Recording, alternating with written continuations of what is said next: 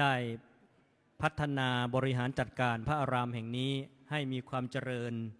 ให้มีความวัฒนาถาวรดังที่ทุกท่านได้เห็นดังที่ทุกท่านได้ประจักษ์ในปัจจุบันนะครับเจ้าพระคุณสมเด็จนั้นไปปฏิบัติศาสนกิจณต่างประเทศเพิ่งกลับมาวันนี้นะครับก็ได้มาเป็นประธานในพิธีในพระอุโบสถนะครับเดี๋ยวเขามาใหม่รู้สึกว่าเขาจะเพิ่มมากกว่าเพิ่มให้มากเดี๋ยวเครียดอีกครับเรียนเชิญทุกท่านนั่งลงครับ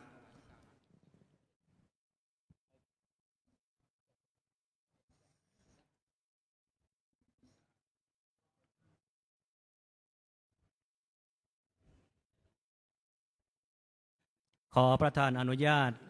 กราบนมัสการเจ้าพระคุณสมเด็จพระมหาธีราจารย์กรรมการมหาเถรสมาคมเจ้าคณะใหญ่หนเหนือองค์อธิบดีสงฆ์วัดพระเชตุพนวันนี้เป็นพิธีเจริญชัยมงคลคาถาพิธีต้อนรับสัญญบัตรพัดยศเนื่องในโอกาสที่พระบาทสมเด็จพระเจ้าอยู่หัวทรงพระกรุณาโปรดพระราชทานตั้งสมณศักดิ์และเลื่อนสมณศักดิ์บัดนี้ได้เวลาสมควรแล้วจึงขอกราบอาราธนาผู้แทนพระครูสัญญาบัตรทั้ง5รูปได้จุดธูปเทียนบูชาพระรัตนตรัยขอกราบอาราธนาด้วยความเคารพยิ่งครับ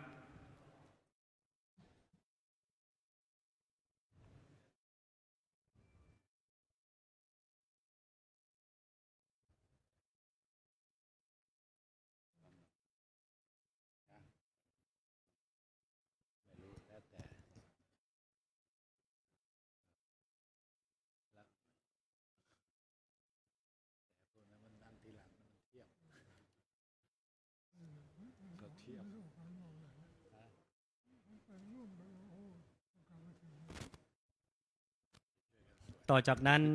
ขอกราบอาราธนาพระครูสัญญาบัตรทั้ง5รูปจุดเครื่องทองน้อยและถวายสักการะพระรูปสมเด็จพระมหาสมณเจ้ากรมพระปรมานุชิตชิโนรสสมเด็จพระอริยวงศาคตยานปุณณณสิริสมเด็จพระสังฆราชสกลมหาสังฆปรินายกขอกราบอาราธนาด้วยความเคารพยิ่งครับ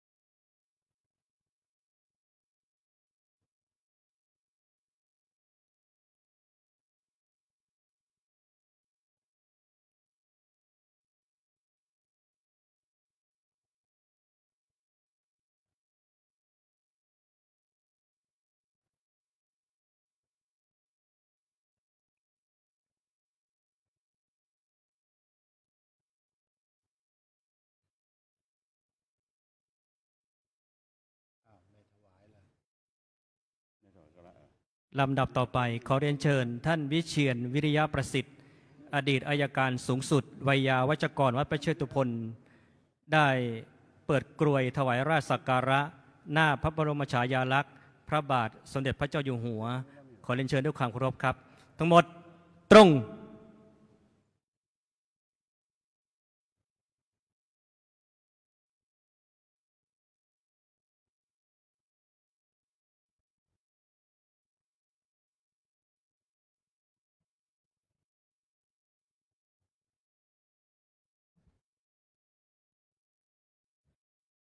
เรียนเชิญทุกท่านนั่งลงครับลำดับต่อไปขอกราบอาราธนาพระครูสัญญาบัตรที่ได้รับพระราชทานโปรดตั้งใหม่เข้าถวายสักการะเจ้าพระคุณสมเด็จพระมหาธีราจารย์ประกอบด้วย 1. พระครูศรีปัญญาวิเทศ 2. พระครูปิยะสุตวิมล 3. พระครูพิสิทธิญาณวิเทศ 4. พระครูวิมลจริยาภรณ์ขอกราบอาราธนาด้วยความเคารพยิ่งครับ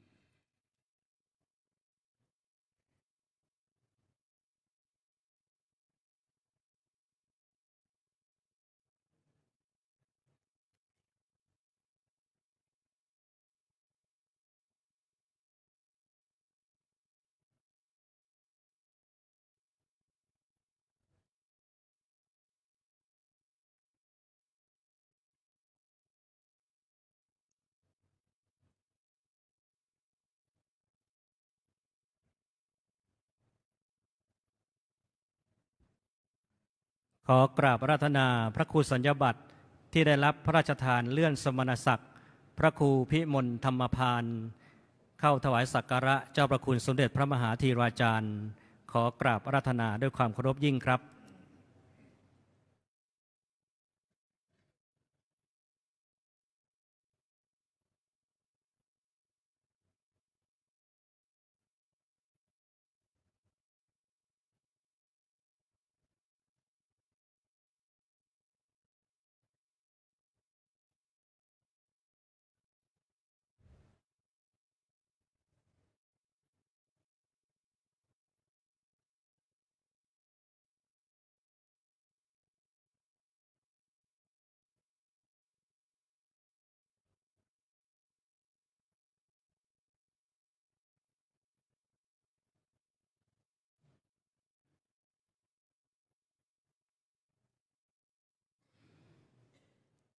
ลำดับต่อไปขอเรียนเชิญท่านดุสิตเขมศักดิ์ชัย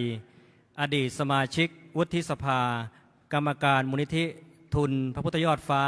ในพระบรมราชูปถัมภ์อ่านประกาศพระราชโองการแต่งตั้งพระครูสัญญาบัตรและประกาศเลื่อนชั้นสมณศักดิ์ขอเรียนเชิญด้วยความเคารพครับพระบาทสมเด็จ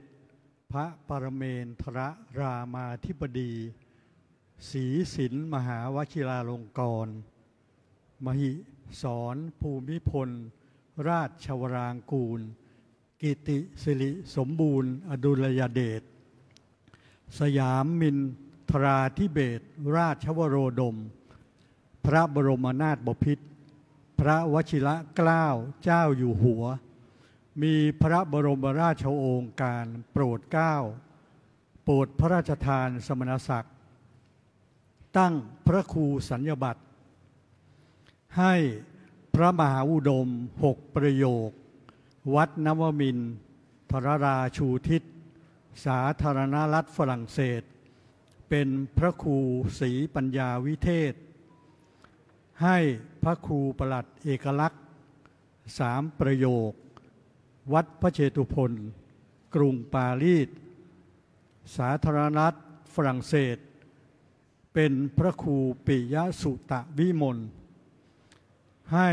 พระครูสมุอัมพรวัดไทยลอสแอนเจลิสสหรัฐอเมริกาเป็นพระครูพิสิทธิญาณวิเทศให้พระครูวินัยธรนพคุณ4ประโยควัดพระเชตุพนวิมลมังคลารามเป็นพระครูวิมลจริยาภรณ์ขอพระคุณจงรับธุระพระพุทธศาสนา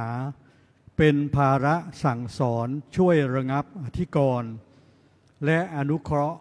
พระภิกษุสามเณรในพระอารามโดยสมควรจงเจริญสุขสวัสดิ์ในพระพุทธศาสนาเทิน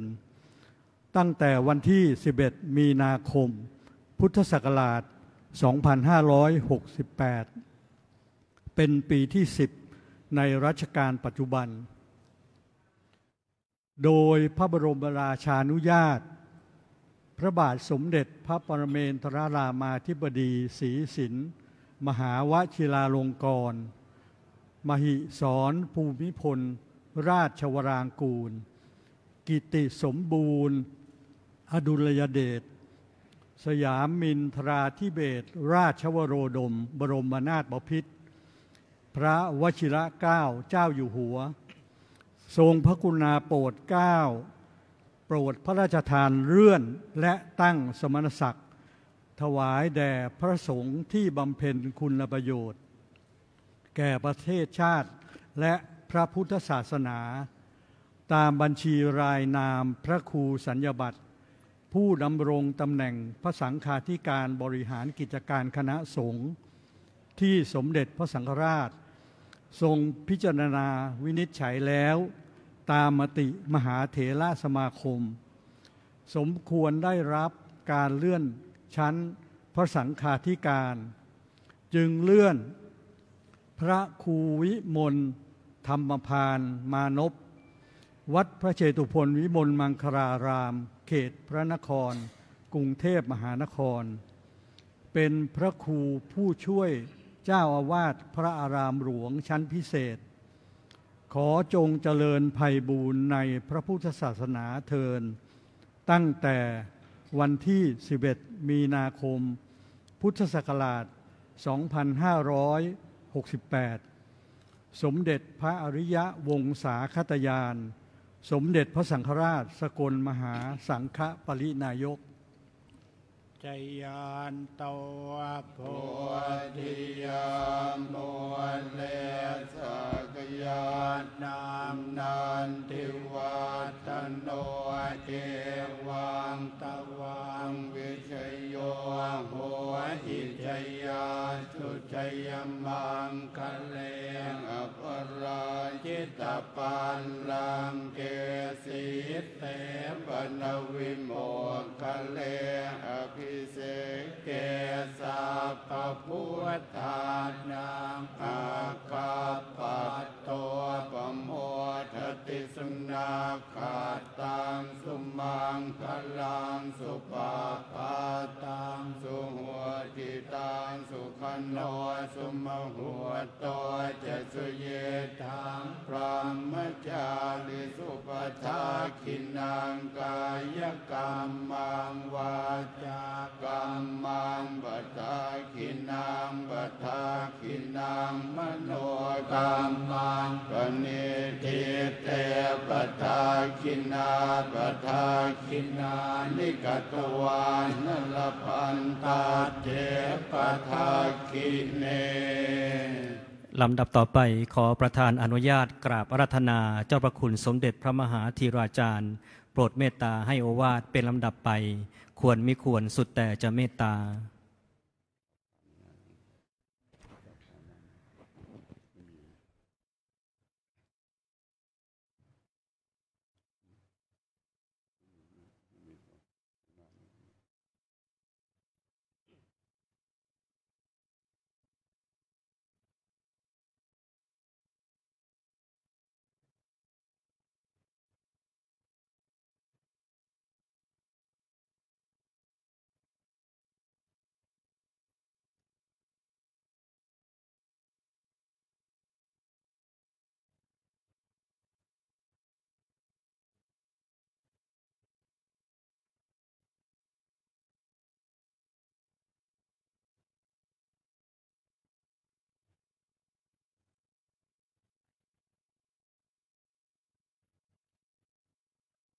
ข้อมูลยังไม่มีเลย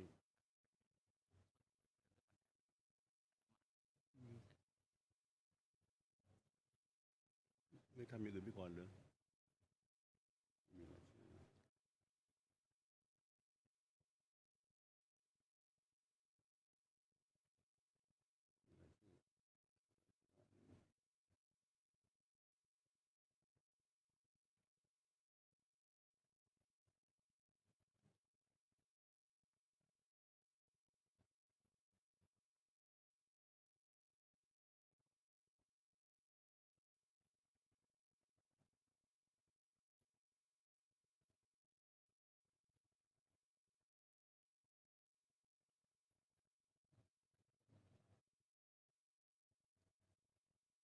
ทำยังไง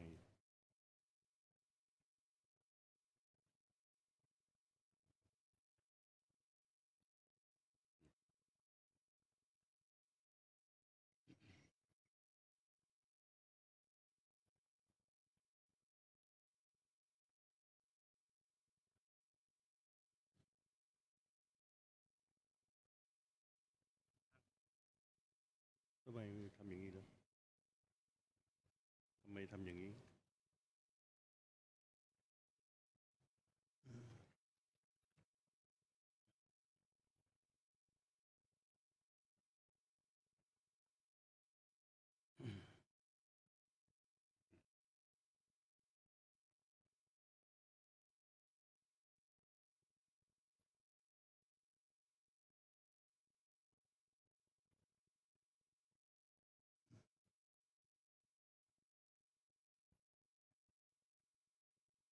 ขอ ขอโอกาสทำไมไม่ดังนะ อโอกาสท่านพระเถรานุเถระในมณฑลพิธีทุกรูปซึ่งมีท่านเจ้าคุณพระธรรมมงคลวชิโรภาสผู้ช่วยเจ้าวาดพระรามหลวงวัดพระเชตุพนเป็นต้นเป็นประธานท่านอุบาสกอุบาสิกาสาธุชนวัดพระเชตุพนทุกท่านพร้อมด้วยพระเถระที่ได้รับพระมหากรุณาธิคุณได้รับการ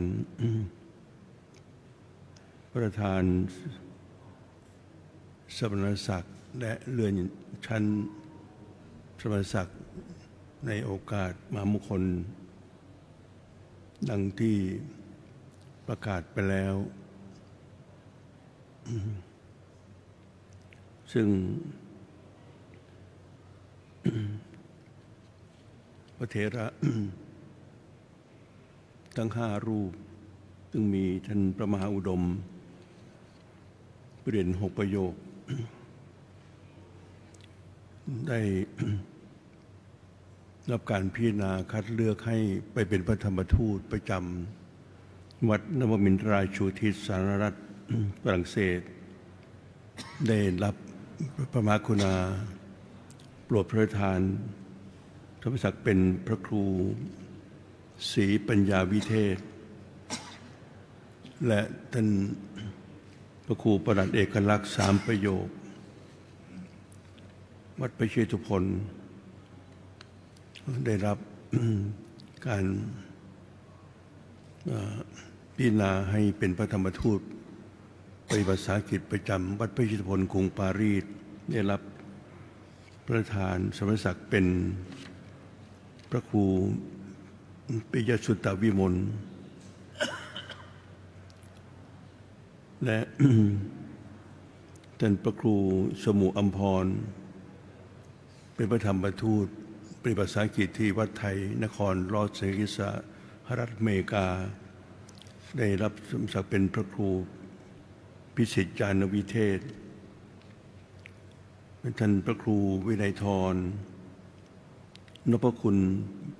ปรริญญา4 ประโยควัดพระเชตุพนวิมลมังคลารามได้รับประทานสมณศักดิ์เป็นพระครูวิมลกิริยาภรณ์ทั้ง5 รูปนับว่าเป็นเกียรติมงคลแก่ตนเองที่ได้สนองงานคณะสงฆ์ในทั้งในพระอารามวัดพระเชตุพนและได้ไปปฏิบัติภาษาอังกฤษในต่างประเทศดังกล่าวแล้วยังเป็นเกียรติมงคลแก่คณะสงฆ์โดยรวมของวัดพระเชตุพนวิมลมังคลารามนำความปิติยินดีมาสู่คณะสงฆ์โดยรวมตลอดถึงญาติโยมอุบาสกอุบาสิกาสาธุชนผู้ให้ความอุปถากอุปถัมภ์วัดพระเชตุพนหาที่สุดไม่ได้ในการปฏิบัติภาษาอังกฤษของคณะสงฆ์วัดพระเชตุพนผมพร้อมด้วยคณะสงฆ์ผู้บริหารคณะสงฆ์และผู้ที่ได้ปฏิบัติภาษาอังกฤษในทุกด้านไม่ว่าจะในด้านการปกครองการสาธารณศึกษาการศึกษาสงเคราะห์การเผยแผ่การสาธารณูปการและการสาธารณสงเคราะห์ซึ่งเป็นงานที่สำคัญมองผิวเผินแล้วรู้สึกว่าเหมือนกับพระสงฆ์วัดพระเชตุพนไม่ค่อยได้ทำอะไรเท่าไหร่แต่ญาติโยมที่อยู่ใกล้ชิดก็ได้เห็นมาเป็นระยะเวลา200 กว่าปีที่ สมเด็จพระบรมพิพระสมภารเจ้าพระบาทสมเด็จพระพุทธยอดฟ้าจุฬาโลกองค์ปฐมบรมราชจักรีวงศ์ได้เจริญพระศรัทธาในการสถาปนาพระอารามประจำ บรมราชจักรีวงศ์และประจำประเทศไทยดังที่เราทราบกันดีอยู่เราที่อยู่ภายหลังต่างก็ได้เห็นพระวิสัยทัศน์ของพระองค์และเจ้านายในครั้งโบราณที่มีต่อประเทศชาติพระพุทธศาสนาและปวงชนชาวไทยได้พยายามรวบรวมสรรพศิลปะวิทยาการต่างๆมารวบรวมไว้ให้ลูกหลานเหลนอนุชนชาวไทยในรุ่นหลังนี้ได้สืบทอดในการที่จะศึกษารักษาพัฒนาพระเกียรติคุณดังกล่าวนี้ได้เป็นที่ประจักษ์ไปทั่วราชอาณาจักรไทยตลอดถึงนานาอารยประเทศซึ่งในภายหลังต่อมานี้ความได้ปรากฏไปในนานาอารยประเทศว่าสยามซึ่งเปลี่ยนมาเป็นประเทศไทยในภายหลังได้มีสิ่งที่เป็นศิลปะและวัฒนธรรมประเพณีศิลปะและวัฒนธรรมประเพณีดังกล่าวนี้รวมทุกอย่างรวมถึงในด้านสภาพวิทยาความรู้ศาสนาทุกอย่างเอาไว้ด้วยกันล้วนจะเป็นมรดกทางวัฒนธรรมประเพณีไว้ในพระอารามวัดพระเชตุพนนี้ครบถ้วนบริบูรณ์ไม่ว่าจะเป็นในเรื่องของยาบำบัดโรคภัยไข้เจ็บมีตำราการบริหารในเรื่องสุขภาพพระอนามัยนวดไทยเป็นต้นที่เราได้ทราบเป็นที่ประจักษ์อยู่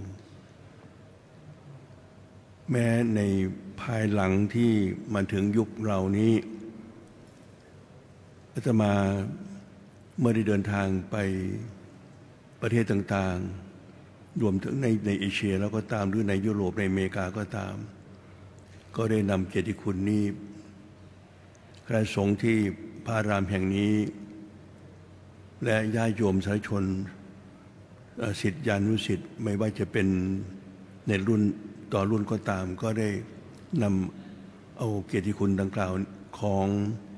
วัดพระเชตุพนที่สืบทอดมาได้รับพระมหากรุณาธิคุณจากสมเด็จพระพิตรพระสมภารเจ้าสถาบันพระมหากษัตริย์บรรพบุรพาจารย์ไทยของเราเนี่ยออกไปประกาศเผยแผ่อย่างนานาอารยประเทศในวัดพระเชตุพนกรุงปารีสซึ่งอาตมาภาพได้ไปสร้างขึ้นเมื่อ3 ปีที่ผ่านมานี้ในวาระครบสัมพันธไมตรีระหว่างประเทศสยามหรือประเทศไทยกับประเทศฝรั่งเศสครบ333 ปี 2562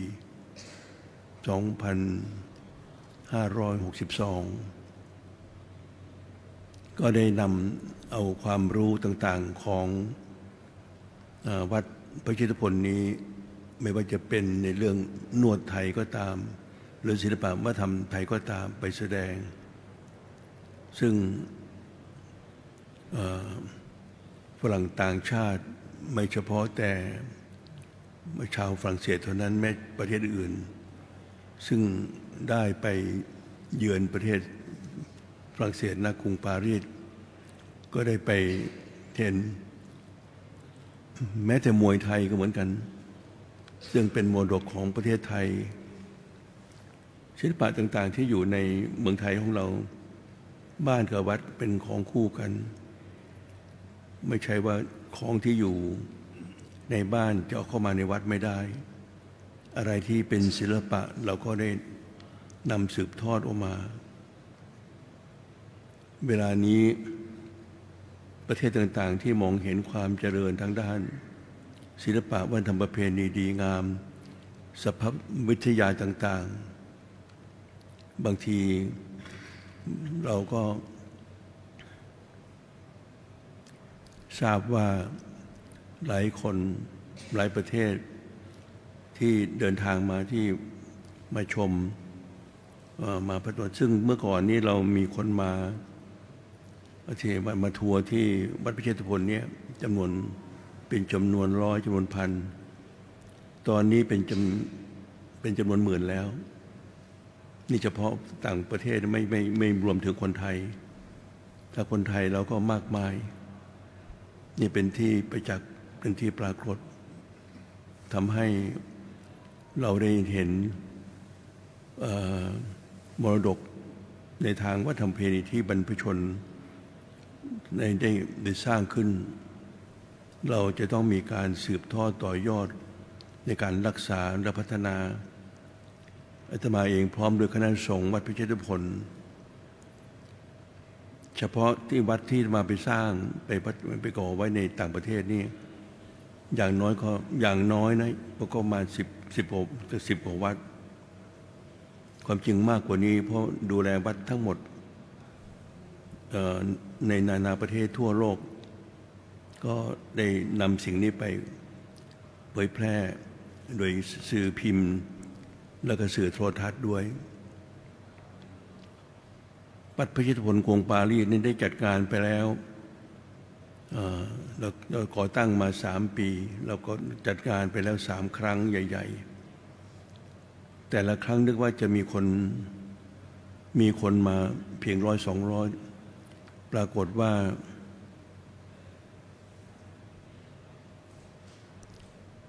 พระที่ท่านดูแลวัดอยู่ที่วัดพระเชตุพนกรุงปารีสนับรถ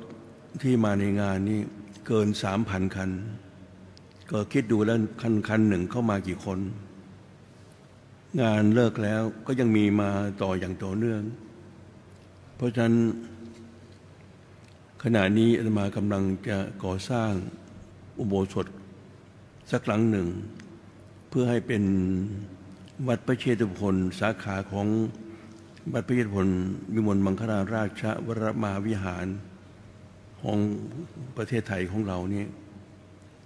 อาตมาก็ไม่กล้าจะใช้ชื่อยาวๆเพราะว่าต้องถ่อมตัวความจริงจะซื้ออีกแห่งหนึ่งของพระเจ้าหลุยส์ที่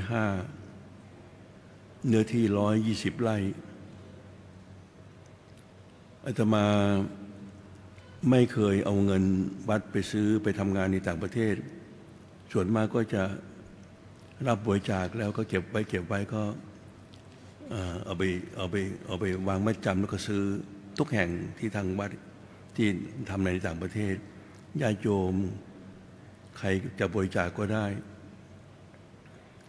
ตามศรัทธาบังเอิญเมื่อตอนปี 2562 จะมาได้รับพระมหากรุณาเลื่อนเป็นสมเด็จพระราชาคณะเงินที่ตกลงจะซื้อวัดพระเชตุพนกรุงปารีสนั้นปรากฏว่าอาตมาเอาเงินบัญชีนี้เขาดูบัญชีอยู่ทางฝรั่งเศสก็ดูบัญชีอยู่เงินของมันลดลงประมาณ1 ล้านความจริงเราจะซื้อประมาณสัก15 ล้าน20 ล้านทำไมก็บอกว่ามารวยพวกจริงไม่ใช่รวยแต่เงินของญาติโยมทำมาก็สะสมไว้มาไปอยู่ที่อเมริกาเนี่ยไม่ได้ใช้ไม่ได้เก็บเงินไปไว้ส่วนตัวเก็บไว้เพื่อทำงานเพื่อพระศาสนาเพื่อประชาชนเพราะฉะนั้นเมื่อมาเริ่มที่วัดพระเชตุพนที่กรุงปารีสนี้ทางท่านเจริญก็มาช่วยมาอีก10 ล้านวัดพระเชตุพนก็มาเติมให้อีกก็ ความจริงไม่กล้าขอแต่ว่าที่ประชุมทางคณะสงฆ์ท่านมีน้ำใจมาเติมให้ท่านจะมาเติมให้ก็ยังไม่พอแต่ก็จ่ายเข้าไปมาก็พยายามก็ทำไปสำเร็จแต่ว่าที่120 ไร่นั้นไม่ทันเพราะว่าเอาเงิน1 ล้านเนี่ยมาใช้บำเพ็ญกุศลตอนนี้เป็นสมเด็จพระราชาคณะแล้วก็พอได้ย้ายมาที่นี่อีกเอามาใช้อีกแล้วพอมาวันมันเกิดอีกรวมแล้วก็ประ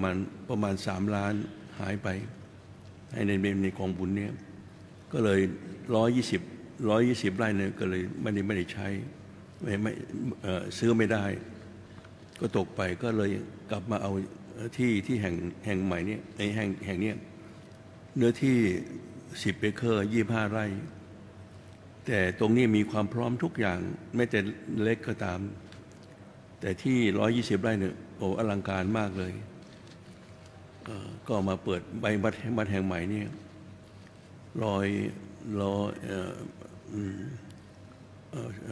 ประมาณ150 ล้านก็เปิดมา3 ปีจัดงานไป3 ครั้งปรากฏว่าตอนนี้ที่ไม่พอแล้วคนมันแน่นวัดเลยเนื่องเพราะสถานที่แห่งใหม่นี้เป็นวัดที่มีความเหมาะสมกว่าวัดทั้งหมดของวัดไทยในทุกประเทศทั่วโลกเนี่ยเพราะวัดต่างๆของเรานี่ที่ไปเปิดไว้ในนานาประเทศเนี่ยเราสามารถจัดงานได้เฉพาะในกิจการทางสาธารณกิจตรงเท่านั้นเช่นในการบำเพ็ญกุศลอะไรต่างเฉพาะในเรื่องของทำบุญทำแต่จัดงานอื่นๆไม่ได้ที่จะไปขายของก็ไม่ได้วัดไทยเนี่ยไม่ได้รับอนุญาตไปเปิดขายของปรากฏว่ามีเรื่องเวลาเขาเลยให้สั่งยุติไม่จัดตัวปิดไปหลายปีจนตอนหลังนี่ก็มาเปิดใหม่ก็จัดได้เฉพาะขายของเล็กๆน้อยนิดวัดไทยเนี่ยที่เป็นวัดที่เจ้าพระคุณสมเด็จป๋าเนี่ยไปเริ่มไว้ท่านเป็นประธานลูกเตี่ยคุณธรรมราชานุวัฒน์เป็นเลขาเจ้าพระคุณสมเด็จทิยามุนีวัดจักรวรรดิเป็นรองประธานอาตมาเป็นรองเลขาดำเนินการสร้างไว้แล้วก็กุฏิหลังแรกที่วัดไทยนี่เจ้าพระคุณสมเด็จวัดจักรวรรดิเป็นประธานในการวางศิลาฤกษ์สร้างเพราะว่าสมเด็จป๋าเนี่ยสิ้นพระชนม์ไปผมอัตภาพเนี่ยก็ได้เป็นสนองงานในวันนั้นวันที่18 กรกฎาคม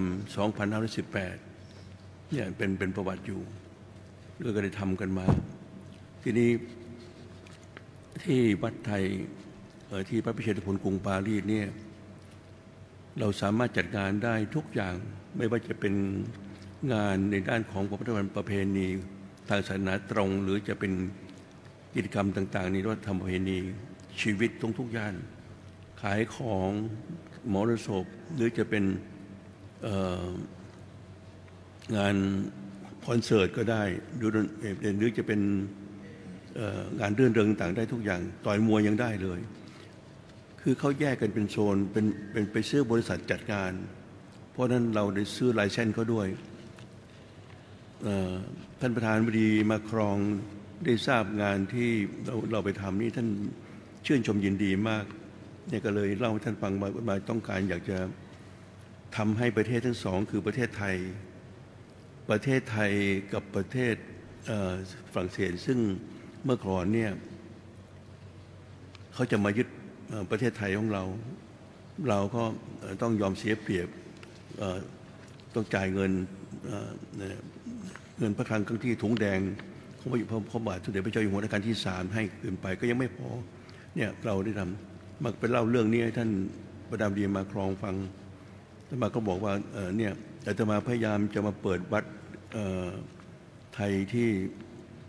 ฝรั่งเศสเนี่ยพยายามมา25 ปีหาที่ไหนก็หาลำบากหาไม่ได้ก็เลยผลที่สุดก็ได้แค่นี้แต่ก็ได้แค่นี้ก็ถือว่าเราพอใจก็เลยเล่าให้ท่านฟังหมดแต่อาตมาไม่ลืมนะคนไทยทุกคน สยามทุกคนไม่ลืมหรอกเรื่องที่ฝรั่งเศสมาทำกับมาทำกับประเทศไทยนี่แต่ประเทศไทยนี่เรานับถือพระพุทธศาสนาท่านถามว่าธรรมะในพุทธศาสนาง่ายๆนี่มีอะไรว่าก็กลัวว่าท่านจะดูถูกพุทธศาสนาก็เลยบอกพุทธศาสนามีหลักธรรมสอนทั้งระดับสูงสุดพ้นโลกถึงนิพพานและระดับสวรรค์แล้วก็ทางระดับต่ำสุดก็มีท่านบุคคล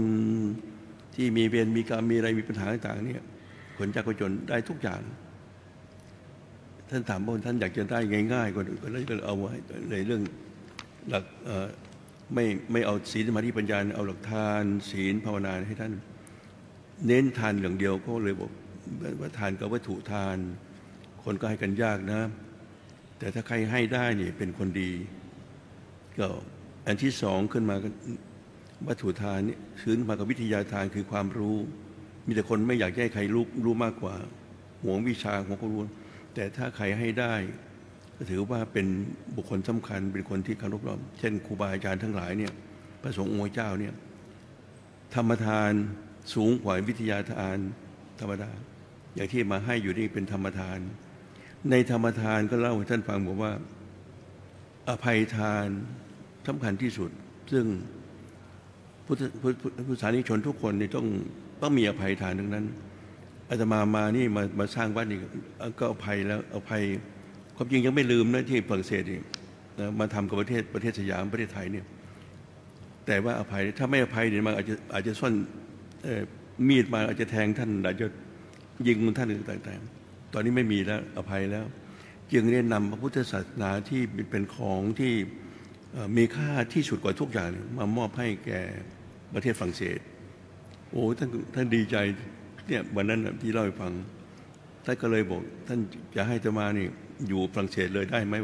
บอกอยู่ไม่ได้มายังอยู่ประเทศไทยแต่ไม่ทิ้งฝรั่งเศสก็เลยมอบให้อาจารย์จำนงทั้งตอนนี้มาขอประทานให้เป็นเจ้าคุณแล้วให้อยู่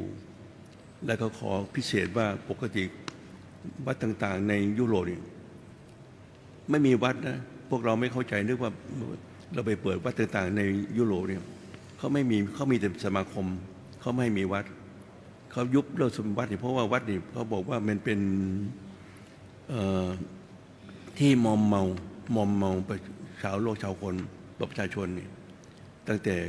สมัยโรมันคาทอลิกแล้วเขายุดไม่ประกอบพิธีซึ่งในคริสตศาสนาเขาประกอบพิธีไม่ได้จนยังมีบาทหลวงวาเลนไทน์บาทหลวงวาเลนไทน์นี่นำพรรคพวกไปประกอบพิธีแต่งงานส่งเสริมความรักคนที่แต่งงานมันเป็นส่งเสริมในด้านความรักอีกแบบหนึ่งในด้านเซ็กในเรื่องกามารมณ์แต่พระพุทธศาสนาเนี่ยสูงกว่าแต่มาก็บอกว่านี่ได้ส่งเสริมมีการให้ความรักคือความปรารถนาดีเมตตาเป็นความรักที่สูงกว่าความรักโนเซ็กเราท่านฟังการอธิบายทำบ้านท่านมาครองนี่ท่านสนใจที่มาชมวัดพระเจ้าพลเราเนี่ย2 ครั้งก็ท่านประทับใจมากท่านดูเหมือนท่านจะมาดูแนวความคิดคนโบราณของไทยเนี่ยที่ทำไว้นี่เข้าใจว่าท่านคงจะคิดตอนนี้ท่านอายุไม่มากอายุ44-45เท่านั้นนะแต่ท่านมีความวุฒิภาวะเข้าใจว่าท่านคงจะคิดดีกว่าเราอยากไปทำให้ดีกว่าเราก็ได้อันนี้นำมาเล่าในที่นี้ฟังแล้วก็ประเทศต่างๆในยุโรปนั้นน่ะเขาจะทำในเรื่องศาสนาในนามของสมาคมไม่ได้ทำในนามของวัดคำว่าวัดหรือเทมเพิลเนี่ยไม่มีแล้วเขายกเลิกเพราะฉะนั้นเวลาเราส่งพระไปอยู่ในยุโรปไม่ว่าจะเยอรมันฝรั่งเศสเบลเยียมจะวิสวิตนั่นเขาให้ไปวีซ่าเพียง3 เดือนเท่านั้นเจ้าคุณของศูนย์วัดที่เป็นเจ้ามาที่เจ้าคุณสมเด็จพระสังฆราชวัดเป็นบ้านให้ไปสร้างวัด ถวายสมเด็จย่าที่สวิตเซอร์แลนด์ต้องไปกลับทุก3 เดือนโอ้โหมันต้องเสียเงินค่าเครื่องบินเท่าไหร่เพราะนั้นในการที่เราไปเปิดวัดพระเชษฐคุณกรุงปารีสนี่มันมาก็ลำบากกันเพราะพระจะต้องไปทุก3 เดือนไปกลับอย่างหัวหมอนะอย่าออกจากวัดพระเชษฐคุณปารีสแล้วก็ไปสวิตกลับมาก็ถูกโดนจับเลยเนี่ยมาก็ลำบากผลที่สุดพอท่านประธานาธิบดีมาครองท่านทราบเขาเนี่ยท่านก็ให้ทูตสั่งเสียประจำประเทศไทยนี่ให้มาพบ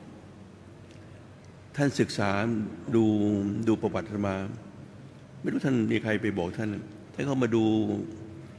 ประวัติของมาท่านเห็นกิจกรรมของมาวันหนึ่งมามีกิจกรรมมากมายลงในเว็บท่านแปลกใจท่านก็อยากจะพบผลสุดก็มาก็เลยให้ท่านทูตมาพบนี่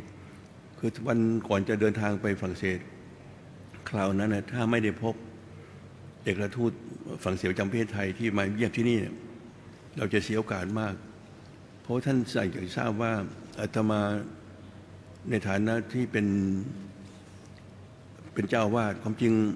พระที่อยู่นั้นไม่ได้เป็นเจ้าวาดคืออาตมาพระที่ประจำอยู่ทุกวัดที่มาเป็นสร้างในต่างประเทศเป็นเพียงประธานสงฆ์เท่านั้นตัวเจ้าวาดตัวเขาเรียก president อบอดเขาไม่ได้เราไม่ได้ใช้เป็นเจ้าวาดนี่เป็นผิดกฎหมายของมหาคมของพระสงฆ์ไทยเราจะใช้คำว่า president นี่ manager ตามของเขาแล้วก็ถ้าวัดอื่นก็ต้องเรียกสมาคมวัดหรือวัดแล้วก็ตรงลงท้ายด้วยคำว่าสมาคมไม่เรียกว่าวัดเหมือนของเราตอนนี้วัดพระเชษฐผลกรุงปารีสนี่เราได้สิทธิพิเศษกว่าวัดอื่นทั้งหมดในยุโรปคือสามารถจะมีวีซ่าอยู่ได้หลายปีมาก็สามารถแก้ปัญหานี้ได้นำเรื่องนี้มาเล่านิดหน่อยตอนนี้มากำลังจะสร้างอุโบสถเลยถือโอกาสนี้ประชาสัมพันธ์ให้ทุกท่านได้ทราบทั้งในฝ่ายคณะสงฆ์ด้วยและในฝ่ายญาติโยมด้วยไม่อยากจะใช้เงินมากอยากจะใช้เงินไม่เกิน5 ล้านUS ดอลลาร์บอกได้ตอนนี้มันเงินมันลดลงแล้วตอนนี้ก็อาจจะแพงขึ้นหน่อยหนึ่งแต่ว่าไม่อยากจะให้ใหญ่เหมือนวัดนวมินทราชูทิศที่บอสตันอันนั้นมาแพงมากเท่าที่บอสตันเนี่ยเขาถามว่าจะสร้างวัดนี่ใช้เวลากี่ปีอันมาเขาบอกว่า25 ปีเขาบอกไม่ได้ต้องให้เสร็จภายใน3 ปี3 ปียังไงที่ดินก็ยังไม่มีเงินก็ไม่มีรัฐบาลก็ไม่ได้ให้เขาบอกว่าต้องให้เสร็จภายใน3 ปีแต่ถ้าไม่เสร็จ3 ปีก็สามารถต่อได้อีก3-6 เดือนครบ3 ปีแล้วไม่เสร็จก็ต่อได้อีก1 เดือนไม่เสร็จก็ออกอีกเดือนไม่เสร็จเดือน6 เดือนที่3ไม่เสร็จให้รื้อทิ้งเลยมันไม่เหมือนบ้านเราโอ้โหอาตมานี่ลำบากมากเลยก็เลยต้องอธิษฐานจิตจุดเทียนอธิษฐานอยากจะทำงานเพื่อชาติศาสนาสถาบันเอาน้ำพุทธศาสนาไปในแดนที่พระเจ้าอยู่หัวรัชกาลที่9ประสูติในเมืองเคลมบริดจ์นครบอสตันขอให้ลูกได้ทำสิ่งนี้สำเร็จปรากฏว่าได้ประสบความสำเร็จมามีผู้มาภาวนาสร้างถวายมันมาไม่ได้สร้างนะโยมเขาสร้างให้เสร็จภายใน18 เดือนไม่ถึง3 เดือนไม่ถึง3 ปี18 เดือนเท่านั้นหลายรูปพระผู้ใหญ่ในวัดนี้ที่ได้ไปเห็นมาแล้วญาติโยมหลายท่านก็ได้ไปเห็นมาแล้วนี่เป็นเรื่องอัศจรรย์แต่ที่วัดพระเชษฐผลกรุงปารีสนี่มาอยากทำเล็กๆแต่ว่าก็ต้องสามารถรองรับญาติโยมไปเพราะตอนนี้มีโยมไปเราให้โยมฟังกันแล้วกันโชคดีที่อาตมาไม่ได้ที่แห่งแรก120 ไร่นั่นเมื่อปีที่แล้วในน้ำท่วมโลกน้ำท่วมประเทศไทยท่วมหลายอย่างที่ปารีสเนี่ย120 ไร่น้ำท่วมหมดเลยถ้าเราไปอยู่ไปได้ตัวนั้นโอ้โหเสร็จเลยช่วยเลยมาได้แห่งที่2โอ้โหญาติโยมจากกรุงเทพนี่ไปที่ปารีสเนี่ยอาตมาจะ จะทอดกฐินพระเจ้าอยู่วันที่7 ตุลาเป็นวันออกพรรษาพระเจ้าอยู่หัวจะมาทอดกฐินที่นี่วันที่15วันที่16เนี่ยมาผมเป็นว่าจะ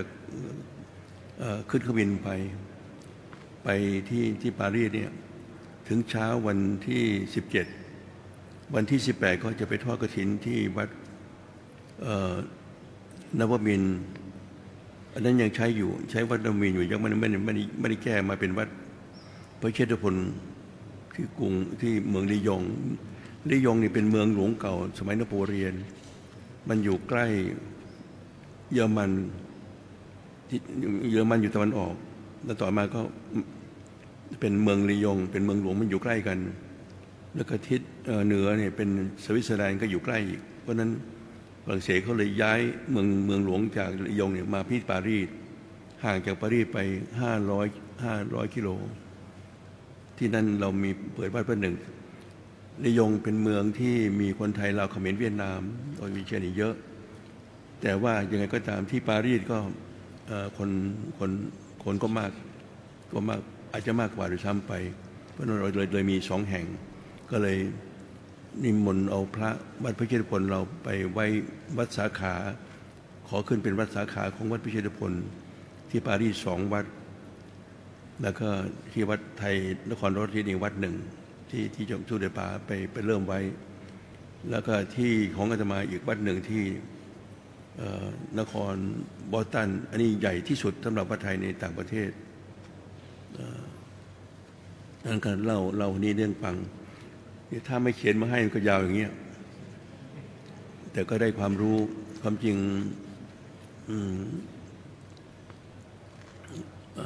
ก็ได้เนื้อหาสาระโยมเพื่อโยมถ้าโยมมีใครว่างก็จะไปทอดกฐินอาตมาจะไปทอดกฐินที่ระยองแล้วก็ที่วัดพระเชษฐพลกรุงปารีสวันที่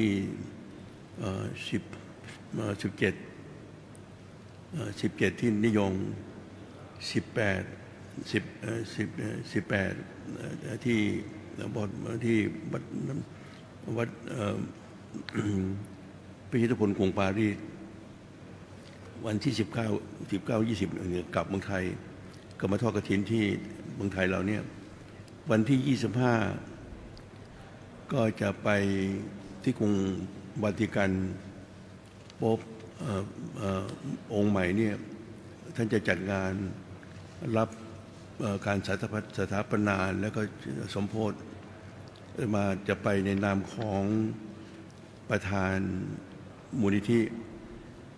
พบพุทธยอดฟ้าทุนฟ้าจุฬาโลกพร้อมด้วยคณะสงฆ์ผู้แทนคณะสงฆ์ของวัดและญาติโยมก็ไปชุดหนึ่งญาติโยมถ้าใครจะไปก็เตรียมตัวนะเขาให้ประมาณ80 คนนะ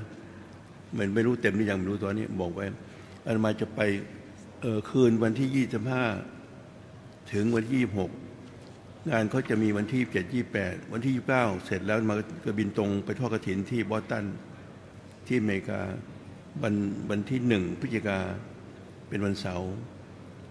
ทอดกฐินที่บอสตันเสร็จตอนเย็นแล้วมาก็จะบินไปชิคาโกที่นั่นมาก็จะไปสร้างโบสถ์ให้เขาหน่อยตอนนี้ที่ชิคาโกแล้วจากนั้นกำลังจะปรึกษาทางพระผู้ใหญ่ที่วัดอยู่เพราะว่าท่านเจ้าคุณวิเชียรที่วัดเราเนี่ยถึงขณะนี้ท่านไปเป็นทางเราเรียกว่าเจ้าวาดที่นู่นเขาเรียก President ที่วัดไทยอันเดปีนี้ท่านในเลื่อนเป็นชั้นธรรมความจริงหลวงพ่อท่านเจ้าคุณพระธรรมมงคลวิจิโรภาเนี่ยท่านอาวุโสที่สุดของวัดโพงเราก็เลยต้องขอให้ท่านเป็นชั้นธรรมก่อนความจริงจะให้องค์นั้นขึ้นแต่ว่าต้องเอาเพราะวัดโพงเป็นวัดใหญ่ก็หลวงพ่อขึ้นก่อนปีนี้ก็เลยขอให้ท่านได้รับประทานแล้วโปรดแล้วทีนี้กำลังจะปรึกษากันบอกว่าจะเอายังไงผมไม่อยากจะรอให้ท่านนานๆเพราะว่านี่เจ้าคุณประธานสมัชชาสงฆ์ไทยในสิงคโปร์เนี่ย ผมขอแล้วนะกำลังจะได้แล้วนะท่านมรณภาพก่อนวันเดียวนั่นน่ะเพราะนั้นแต่อย่างนี้ได้เรียบร้อยตัวเนี้ยถึงจะมรณภาพก็ได้แล้วตัวเนี้ยจะเอาไงตอนนั้นคุยกันบอกว่าท่านเจ้าคุณเทียบท่านเจ้าคุณทำท่านบอกว่าให้หลังวันที่12 สิงหาพอจัดงานห้องสมเด็จพระนางเจ้าของเราก็จะจัดถวายสมเด็จพระพันปีที่นี่เหมือนกันในวังท่านก็จัดเหมือนกันเพราะนั้นหลังจากวันที่12 สิงหาแล้วอาทิตย์ต่อไปเนี่ยผมต้องไปงานที่อินเดียอีกงานที่เขาจะจัดถวายพระพันปีหลวงเมื่อปีที่แล้วก็จัดวันที่13ผมไปไม่ได้เขาขึ้นป้ายแล้วผมไปปรากฏว่าพระเจ้าหัวเลื่อนงานวันที่12มาฉันเพลที่13ผมเลยไปไม่ได้ทางโน้นเขาจะต่อว่ามาก็บอกว่าทำไมผมหลอกญาติโยมผมไม่ได้หลอกเพราะว่าในหลวงเลื่อนมาวันที่13เพราะฉะนั้นห้องเราที่ NA เนี่ยอาจจะต้องแจ้งเดี๋ยวทางฝ่ายเลขาเราต้องประสานกับทางสำนักพุทธเพื่อจะขอพระราชทานแจ้งให้ทางวังได้ทราบว่าท่านเจ้าคุณท่านมารับสมณศักดิ์ในเมืองไทยไม่ได้เพราะนั้นทางโน้นก็จะต้องมีการประสานงานท่านอาจจะมีทางวังอาจจะมีผู้แทนพระองค์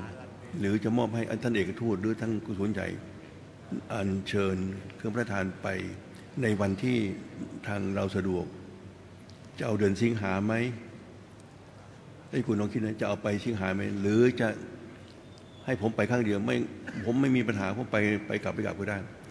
หรือให้ใจผมไปตอนผมไปทอดกฐินที่ไปทอดกฐินที่วัดทวินที่บอสตันวันที่1 พฤศจิกาวันที่2ไปวัดธรรมรามนครชีโกวันอาทิตย์แล้วก็ต่อไปที่NAเลยไหมเดือนพฤศจิกาไหมหรือจะเอาสิงหาก็ได้นะเพราะฉะนั้นวันนี้ก็เหมือนประชุมกันทั้งฝ่ายคณะสงฆ์และฝ่ายกรรมการญาติโยมก็มีได้ทราบกันแล้วค่อยช่วยกันคิดด้วยว่าจะเอาแบบไหนผมไม่ขัดข้องผมไปสิงหาก็ได้หรือผมจะให้นี่จะไปที่ว่าผมไปตอนนั้นไปทีหนึ่งนะไม่ใช่ตังค์นะผมหมดเป็นล้านนะค่าเครื่องบินนะผมไปหลายแห่งอันนี้เราไปฟังนะโยมไม่ต้องกังวลนะอาตมานี่ไปเดินทางต่างประเทศนี่ไม่ได้ใช้เงินวัดไม่ใช้เงินต้องใช้เงินส่วนตัวทางโน้นเขาไม่ได้ให้ค่าเครื่องบินไปแต่ผมก็ยินดีจะทำงานสนองก็รวบเลยมาพอสมควรจะอนุโมทนาในเรื่องสมณศักดิ์ที่ได้รับประทานและในเรื่องการเลื่อนชั้นสมณศักดิ์ของพระเถระที่ได้สนองงานของวัดพระเชตุพนในอารามและในต่างประเทศด้วยทั้ง5 รูปก็ขออำนาจคุณพระศรีรัตนตรัยสิ่งศักดิ์สิทธิ์หลายในพระศาสนา บุญกุศลที่พวกเราได้ร่วมกันมาเป็นนี้จงเป็นธบาริชาเป็นพระวจนะอภิบาลประทานพรให้ท่าน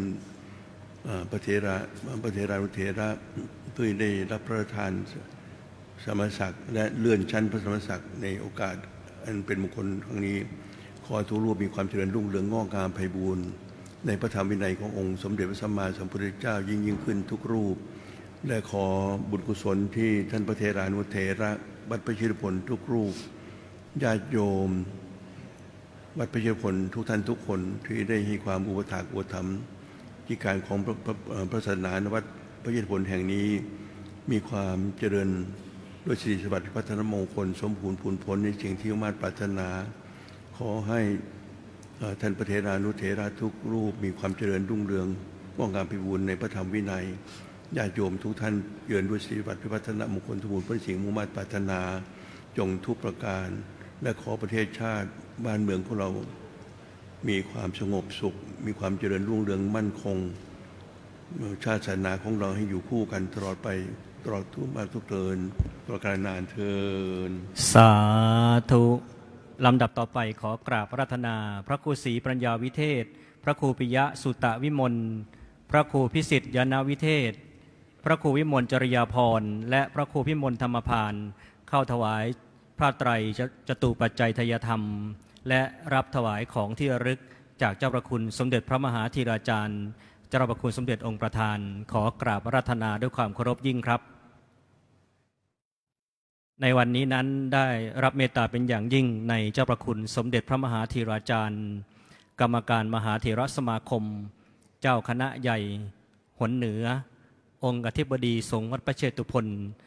ได้มาเป็นประธานฝ่ายบรรพชิตนะครับซึ่งเจ้าประคุณสมเด็จนั้นเพิ่งกลับจากประเทศสิงคโปร์นะครับในการไปปฏิบัติศาสนกิจเจ้าประคุณสมเด็จเพิ่งลงจากเครื่องนะครับเมื่อตอนบ่ายพัก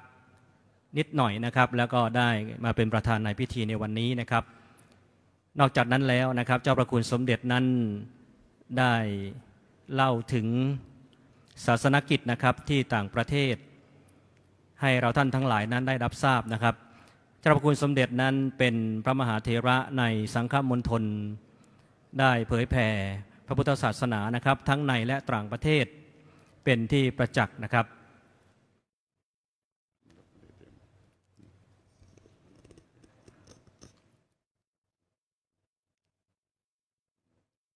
เมื่อพระครูสัญญบัตรนะครับทั้ง5รูปได้รับของที่ระลึกเสร็จแล้วนะครับก็จักได้เรียนเชิญนะครับ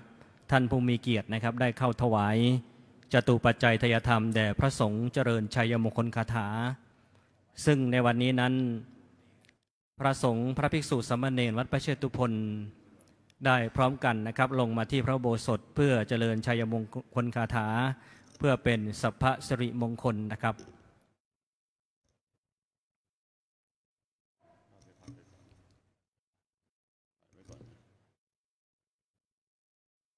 ท่านพระครูทั้ง5รูปนั้นนะครับถือว่าเป็นกำลังสำคัญดังที่เจ้าประคุณสมเด็จพระมหาธีราจารย์องค์อธิบดีสงฆ์ได้เล่าว่าพระมหาเถระพระครูสัญญาบัตรนะครับทั้ง5รูปเป็นผู้ช่วยเจ้าวาดทั้งที่วัดพระเชตุพนนะครับและวัดไทยลอสแองเจลิสวัดพระเชตุพนนั้นได้ส่งพระธรรมทูตไปเผยแผ่พระศาสนาดังนั้นแล้วพระพุทธศาสนานั้นจึงเป็นศาสนาที่มีความสำคัญเป็นศาสนาแห่งเหตุแห่งผลเป็นศาสนาที่มีศาสนิกชนให้ความเคารพให้ความศรัทธาโดยเฉพาะอย่างยิ่งแล้วในประเทศไทยถือว่าเป็นศูนย์กลางแห่งพระพุทธศาสนาโดยมีองค์พระบาทสมเด็จพระวชิรเกล้าเจ้าอยู่หัวพระมหากษัตริย์แห่งประเทศไทยนั้นพระองค์ทรงเป็นเอกอัครศาสนูปถัมภกพระองค์ทรงเป็นต้นแบบแห่งพุทธศาสนิกชนหนึ่งในนั้นก็คือการสนับสนุนส่งเสริมพระภิกษุสามเณรในพระพุทธศาสนาการพระราชทานสมณศักดิ์ก็ดีการสนับสนุนในด้านต่างๆก็ดีจึงเป็นพระราชกรณียกิจที่สำคัญของพระองค์ท่านลำดับต่อไปขอเรียนเชิญท่านวิเชียรวิริยะประสิทธิ์ท่านดุสิตเขมาศักดิ์ชัยท่านเสรัตน์ตั้งตรงจิตท่านสาริตตั้งตรงจิตท่านผู้ในการอโนชากิจจานนท์และท่านผู้มีเกียรติที่นั่งเก้าอี้แถวที่1นะครับเป็นผู้แทนในการถวายจตุปัจจัยทายธรรมแด่พระคุณเจ้าที่เจริญชัยมงคลคาถาขอเรียนเชิญทุกท่านด้วยความเคารพครับเรียนเชิญนะครับผู้แทนที่นั่งเก้าอี้นะครับแถวที่1นะครับเป็นผู้แทนของอุบาสกอุบาสิกานะครับเรียนเชิญทุกท่านอนุโมทนาบุญพร้อมกันครับสาธุสาธุสาธุอนุโมทามิถวายเสร็จแล้วเรียนเชิญกลับไปนั่งที่เก้าอี้รับรองเช่นเดิมนะครับ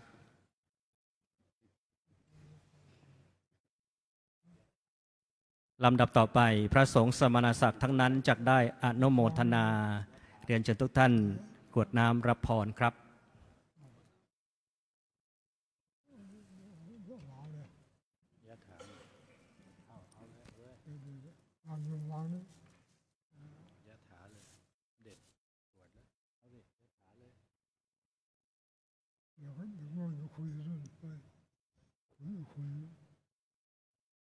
ยะถา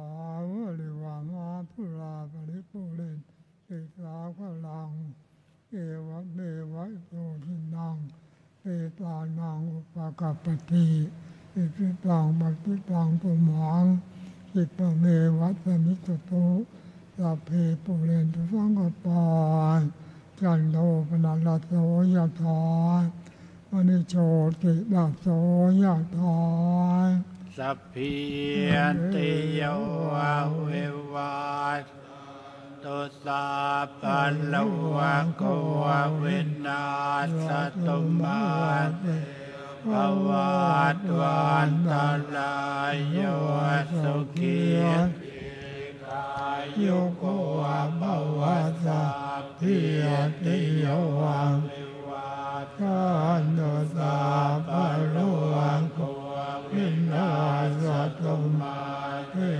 ภวัตวันตรายโยสุขีกายุโก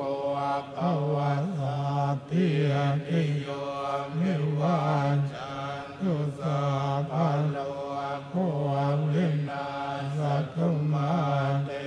ภวัตวันตรายโยสุขีกายุโกภวะอภิวาทนาสิริสนิจังพุทธาวัจจายิโนจัตตาโลธรรมาวัฏันติอายุวันโนสุขังภาลังเตอาตลาธาสุขิตาภิโรนาบุตสเนอโลกาสุขิตาโหทัสสะหัสสะเพหิยะติมิเตอาตลาธาสุขิตาภิโรนาบุตสะเนอโลกาสุขิตาโหทัสสะหัสสะเพหิยะติมิเตอาตลาธาสุขิตาภิโรนาโอตัสสะสันเนอโลกาสุขิตาโอตัสสะหัสสะยาติภิภวตุสัพพมังคลังราคันตุสัพพะสัพพะพุทธานุภาเวนัสสทธาโสติภวันตุเตภวตุสัพพมังคลังราคันตุสัพพะเทวตาสัพพะธรรมานุภาเวนัสสทธาโสติภวันตุเตภวตุสัพพมังคลังราคันตุสัพพะเทวตาสัพพะสังฆานุภาเวนัสสทธาโสติภวันตุเตสาธุขอนิมนต์พระคุณเจ้าตามอัธยาศัยขอรับในการนี้นะครับลำดับต่อไปจะได้ขอประธานอนุญาตในเจ้าพระคุณสมเด็จถ่ายรูปเป็นที่ระลึกนะครับขออนุญาตท่านผู้มีเกียรตินะครับที่นั่งแถวที่1 2 3นะครับลุกนะครับและให้ขออนุญาตให้เจ้าหน้าที่นะครับได้ยกเก้าอี้เก็บนะครับขออนุญาตนะครับท่านผู้มีเกียรติแถวที่1 2 3นะครับจะขออนุญาตยกเก้าอี้เข้าไปเก็บนะครับเพราะว่าไม่สะดวกในการถ่ายภาพเป็นที่ระลึกนะครับในการนี้นะครับท่านผู้มีเกียรตินะครับที่มาร่วมในพิธีนะครับก็ขอเรียนเชิญที่บริเวณศาลานะครับหรือบริเวณกุฏินะครับที่ท่านพระครูสัญญบัตรนะครับทั้ง5รูปนั้นได้จัดพิธีต้อนรับสัญญบัตรนะครับพระครูศรีปัญญาวิเทศนะพระครูพิสิทธิ์ญาณวิเทศนะครับที่ศาลาพงษาชำนาญกิจนะครับพระครูปิยะสุตตวิมลที่กุฏิคณะใต้ตอน1นะครับพระครูวิมลจริยาภรณ์นะครับที่กุฏิคณะใต้ต่อ34นะครับพระครูพิมลธรรมพานนะครับที่กุฏิคณะเหนือนอน1นะครับพิธีเจริญชัยมงคลคาถาพิธีต้อนรับสัญญบัตรพัดยศนะครับเนื่องในโอกาสที่พระบาทสมเด็จพระเจ้าอยู่หัวทรงพระกรุณาโปรดพระราชทานตั้งสมณศักดิ์พระครูเทียบผู้ช่วยเจ้าวาดพระอารามหลวงชั้นพิเศษพระครูศรีปัญญาวิเทศพระครูปิยะสุตตวิมล ตั้งสมณศักดิ์พระครูเทียบผู้ช่วยเจ้าวาดพระอารามหลวงชั้นเอกฝ่ายวิปัสสนาธุระพระครูพิสิทธิ์ญาณวิเทศตั้งสมณศักดิ์พระครูผู้ช่วยเจ้าวาดพระอารามหลวงชั้นเอกพระครูวิมลจริยาภรณ์และเลื่อนสมณศักดิ์พระครูพิมลธรรมพานนะครับได้สำเร็จเสร็จสิ้นด้วยดีนะครับในการนี้ในนามคณะของคณะศรัทธาสาธุชนอุบาสกอุบาสิกาคณะศิษยานุศิษย์ในพระครูสัญญบัตรทั้ง5รูปนะครับขอประธานอนุญาตกราบขอบพระคุณเจ้าพระคุณสมเด็จพระมหาธีราจารย์กรรมการมหาเถรสมาคมเจ้าคณะใหญ่หนเหนือองค์อธิบดีสงฆ์วัดพระเชตุพนที่ได้ประทานเมตตามาเป็นประธานในวันนี้นะครับขอขอบคุณท่านวิเชียรวิริยประสิทธิ์อดีตอัยการสูงสุดวัยยาวัจกรวัดพระเชตุพนท่านดุสิตเขมศักดิ์ชัยอดีตสมาชิกวุฒิสภากรรมการมูลนิธิทุนพระพุทธยอดฟ้านะครับที่ได้ให้เกียรติมาเป็นประธานฝ่ายคฤหัสถ์ในวันนี้นะครับในการนี้นะครับก็ขออนุโมทนาขอบคุณทุกท่านทุกคนนะครับในท้ายที่สุดนี้นะครับขออวยพรทุกท่านนั้นเดินทางกลับโดยสวัสดิภาพนะครับและขอกล่าวคำว่าธรรมะสวัสดีครับขณะนี้นะครับเจ้าพระคุณสมเด็จพระมหาธีราจารย์เจ้าพระคุณสมเด็จองค์ประธานนั้นได้เมตตานะครับถ่ายรูปเป็นที่ระลึกนะครับพร้อมด้วยพระครูสัญญาบัตรนะครับทั้ง5รูปนอกจากนั้นแล้วพระราชาคณะวัดพระเชตุพนประกอบด้วยพระธรรมมงคลวชิโรภาสพระเทพวัชระศิลาภรณ์พระเทพวัชรานุสิทธิ์พระเทพวชิระโสพลนะครับได้ถ่ายรูปเป็นที่ระลึกกับพระครูสัญญาบัตรทั้ง5รูปนะครับ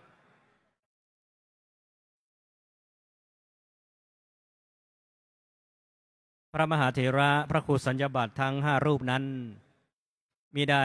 เป็นแต่เพียงผู้ช่วยเจ้าวาดวัดพระเชตุพนที่ปฏิบัติศาสนกิจในวัดพระเชตุพนหรือประเทศไทยเท่านั้น